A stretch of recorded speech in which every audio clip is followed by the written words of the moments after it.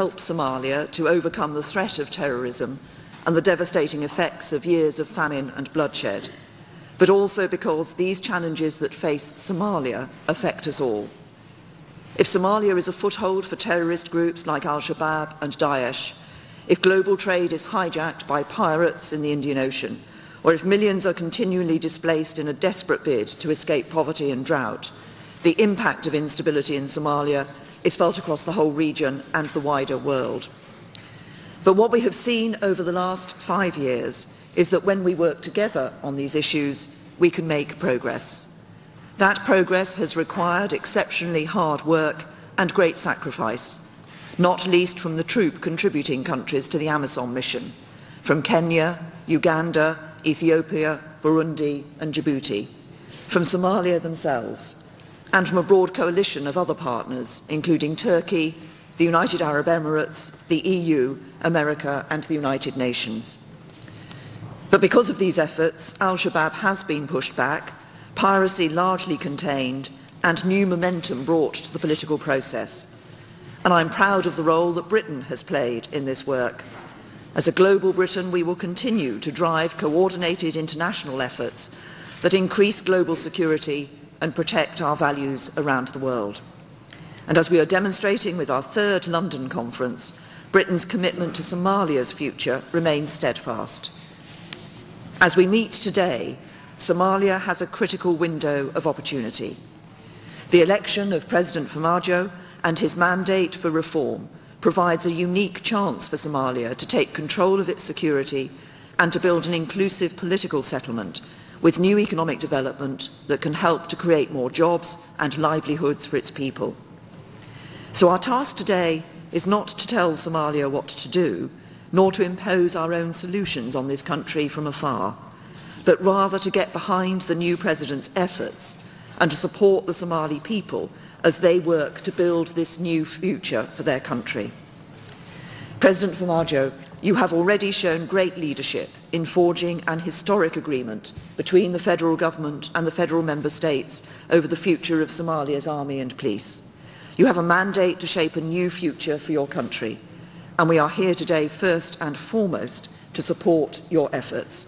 So I'm delighted to invite you to make your opening address.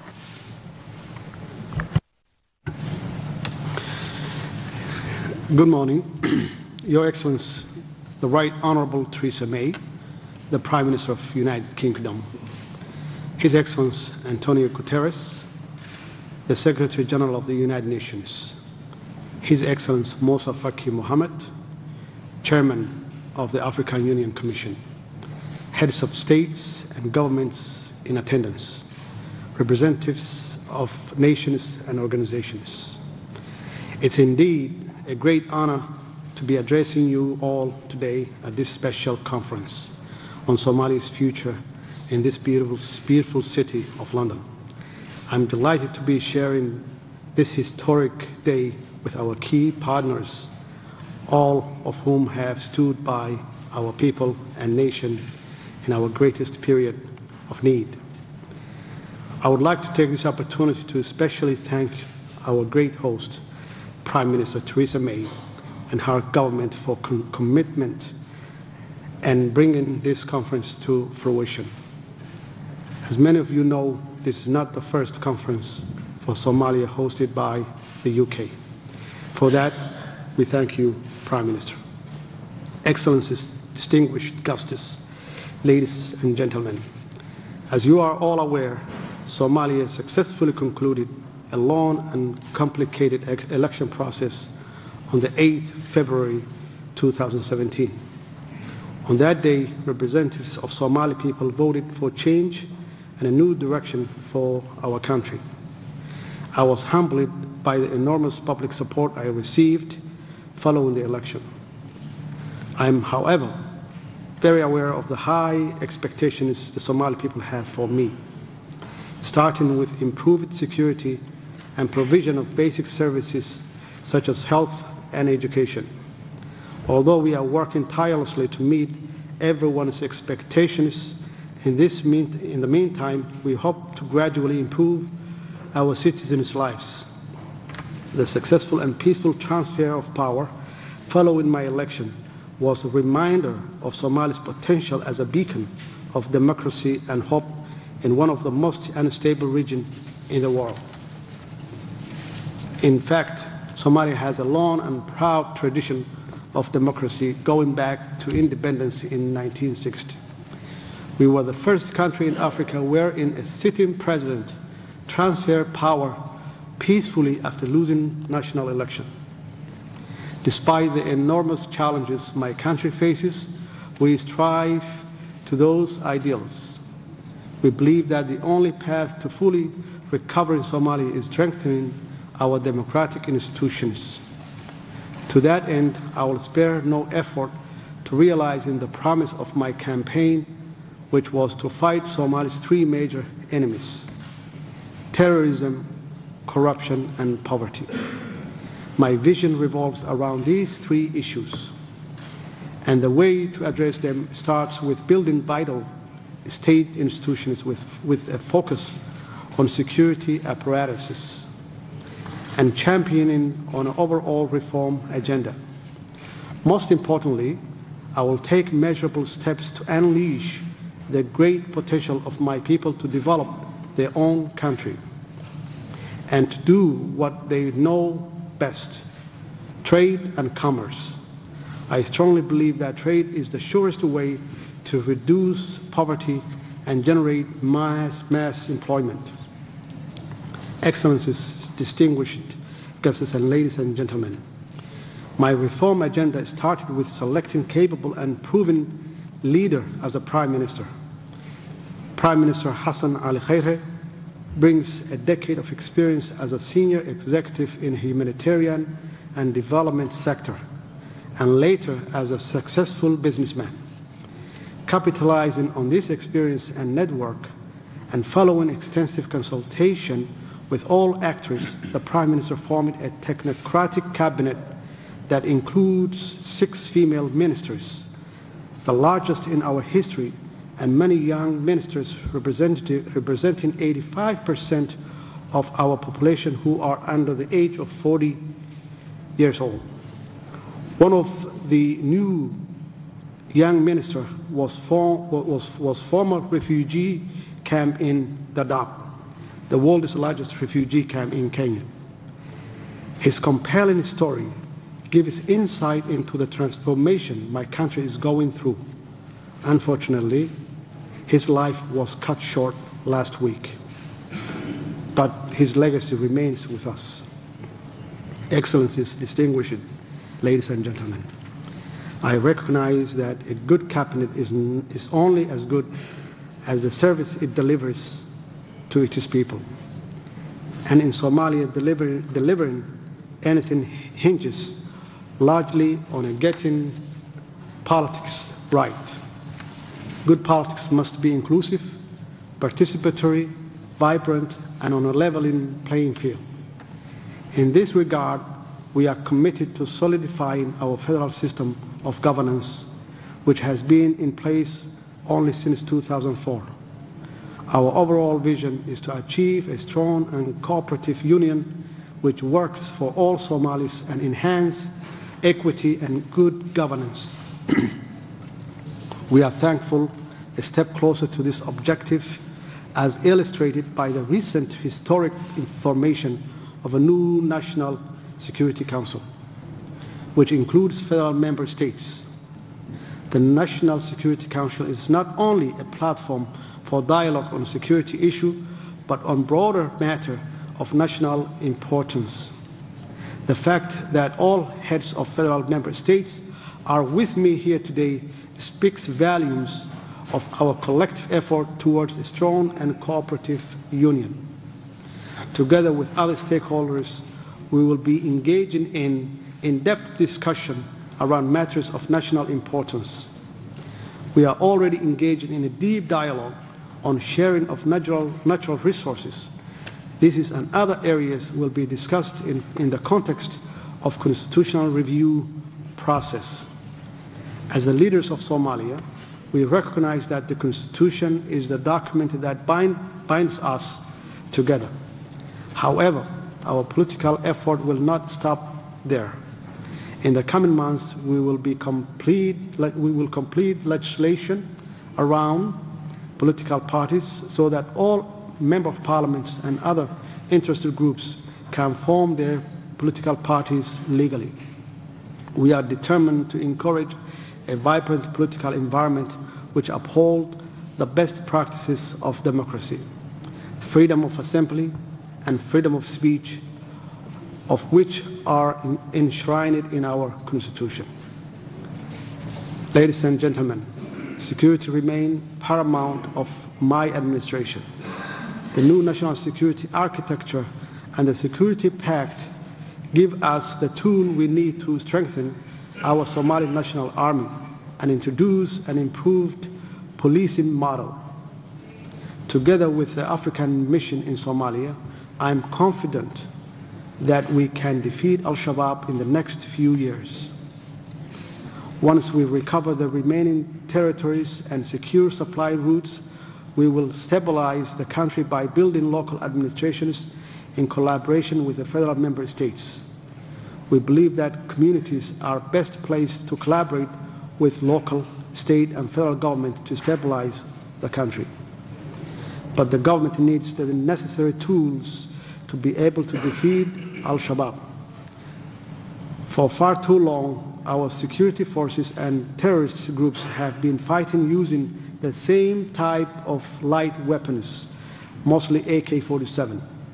Despite the bravery of our men and women in uniform, we were locked in symmetrical battle with the terrorists. Without armed forces who are supplied with heavy weapons, we would not have been able to defeat Al-Shabaab.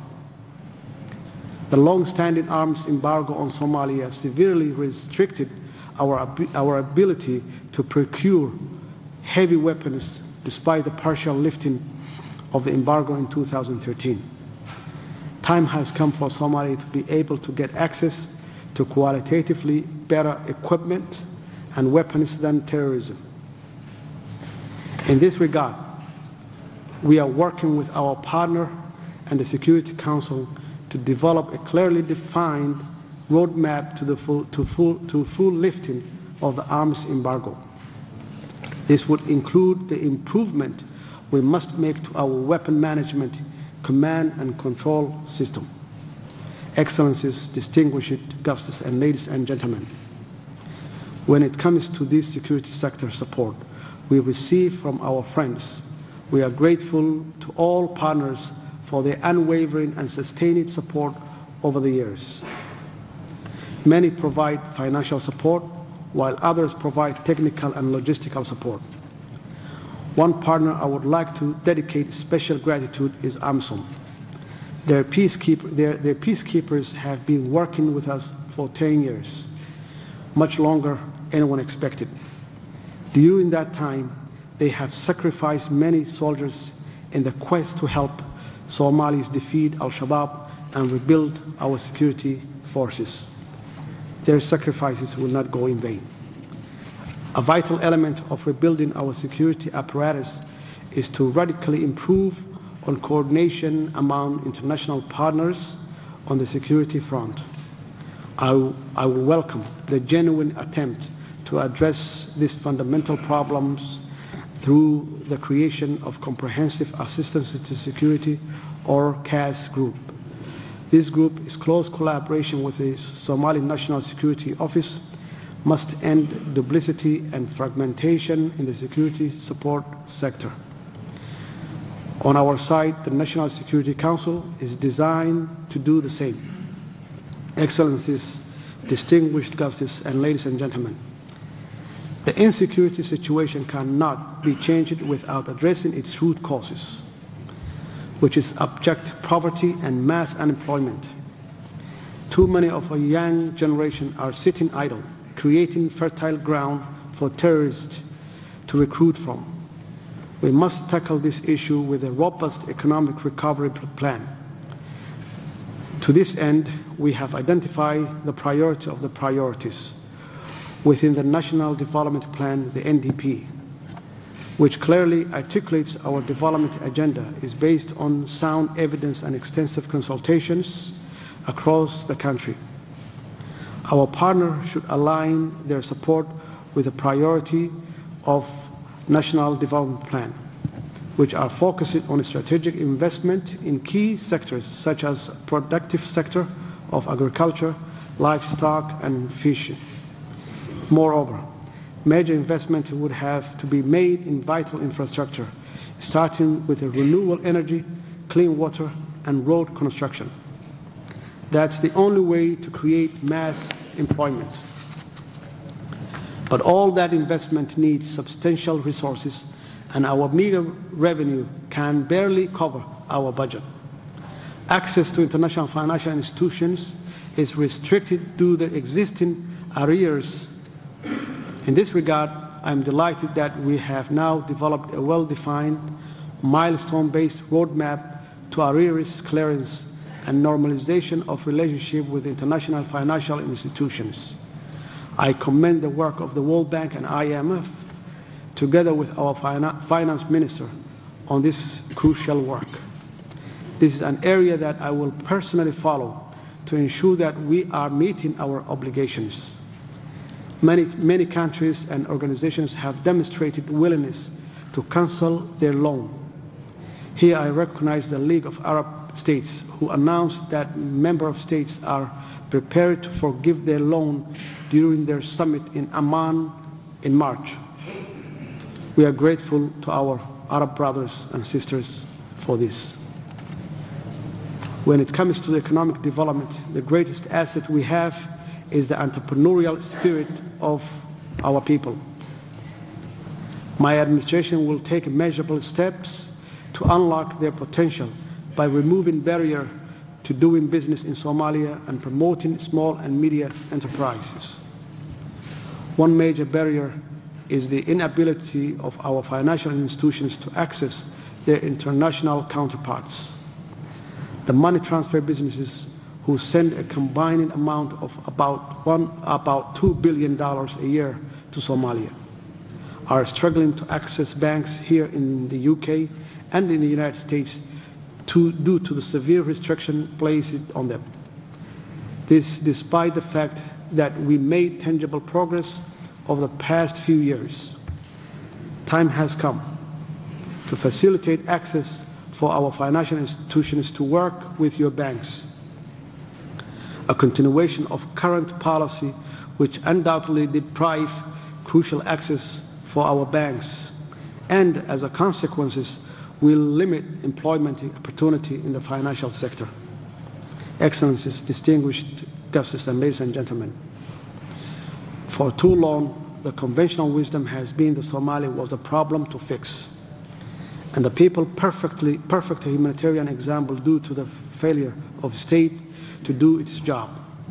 Today my administration is committed to seizing this golden opportunity to nurture and deliver on a better, stronger and more prosperous Somalia, led by the hopes and aspirations of its people. This is the best way to continue the process of changing the prevailing narrative. Despite the extraordinary challenges that my people face, we must remember that they withstood both natural and man-made calamities, and with their classic resilience, started some of the most successful telecom and remittance companies in Africa. Together with our partners, my administration aims to capitalize on this good-given talent for a better Somalia, one that can secure itself, manage its politics and revive its economy. The new Partnership for Somalia provides an excellent framework for cooperation and coordination. The NPS puts government leadership at the heart of implementation of programs and projects. It allows to hold each other accountable, which I wholeheartedly welcome. If my administration fails, we hope you hold us to account. We promise to do the same. Only in that spirit we can lift Somalia to a new heights. In conclusion, there have been many conferences in the past on Somalia and for Somalia. Today's events are different because I can assure and reassure you that Somalis will never turn back to its difficult past.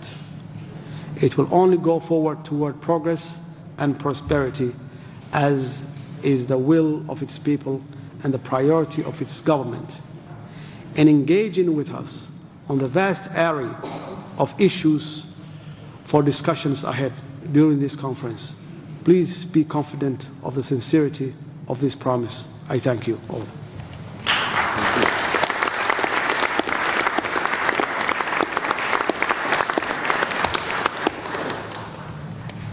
Thank you very much, President Farmaajo, for setting out such a compelling vision for the future of your country. And your leadership and your commitment to the reforms that you've described will be crucial in building the security, stability and prosperity that you seek and that we all want to see. Now, in return, I hope that today you will see a renewed international commitment to support you in this mission, and there's no greater sign of this international support than the ongoing commitment of the United Nations. This is my first opportunity to share a platform with Secretary-General Guterres, and I'm delighted it is here at this conference in Somalia, and welcome. And the fact, Secretary-General, that you've chosen to attend in person today, I think shows the significance of the United Nations commitment to continue prioritising Somalia. And